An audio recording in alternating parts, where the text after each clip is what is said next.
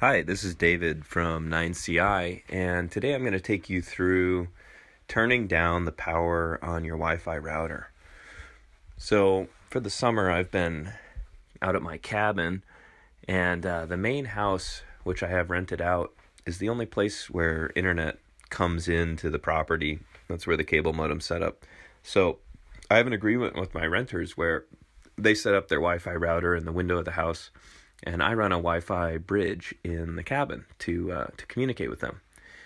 And I've modified my Wi-Fi bridge, which is a Netgear EX2700, with a different internal antenna. So the antenna that speaks to the house is the regular little rubber ducky monopole or dipole. I'm not sure which one it is. But for the inside of the cabin, I've used a little patch antenna that I pulled out of another device. It has a little bit softer beam pattern, so a little bit better coverage inside here. Anyway, this cabin's a really small space. It's only about 12 feet by 12 feet with a half loft. So I don't need full power blasting away all the time. And of course, I turn this thing off at night or when I'm not using the internet. So to turn down the power on this guy, or on pretty much any Wi-Fi router, the first step is to go to the router login page. And your particular router will have instructions for how to do that. For this little Netgear device, right now its IP address is 192.168.1.131. And I was able to find that through this little Netgear tool. You can find it through different network tools as well.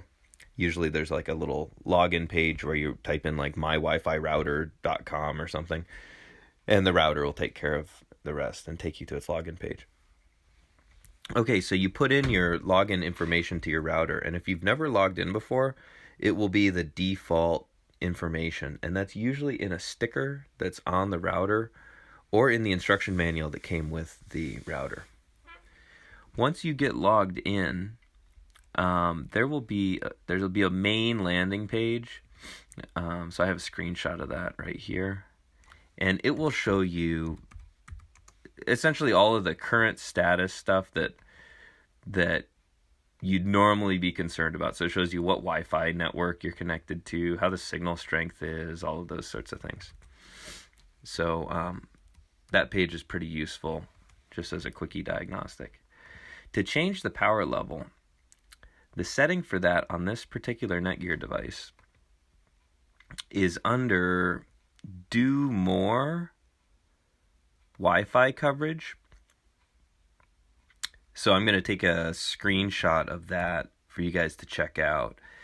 It's not, there's no like obvious menu where it's like, hey, here's where you adjust the power level.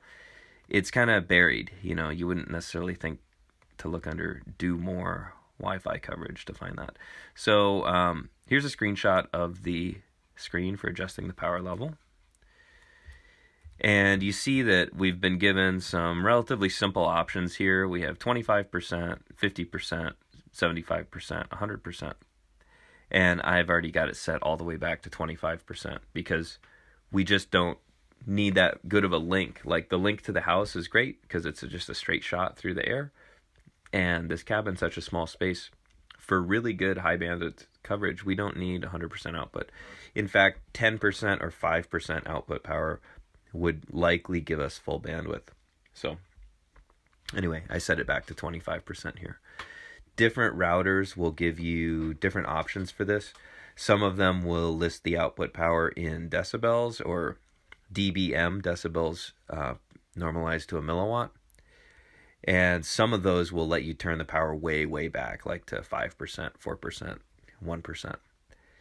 So you can play around with that and figure out what the minimum power level is to give you full bandwidth coverage. It's pretty easy to figure that out.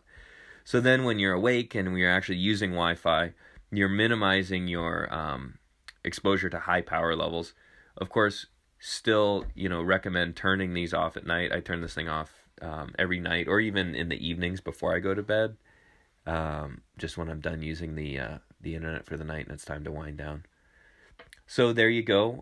We'll have a couple other screenshots and little narratives for different types of routers for how to turn this down. how to turn this power level down. But I hope you're able to do that on your router. Not all routers will let you do this. I usually pick devices that will let me do this explicitly. It's even better when the device lets you set a power on, power off schedule. So those are things to look for when you're out there shopping for wireless equipment, if you are the type of person that is concerned about minimizing your exposure, but you still do use wireless equipment from time to time.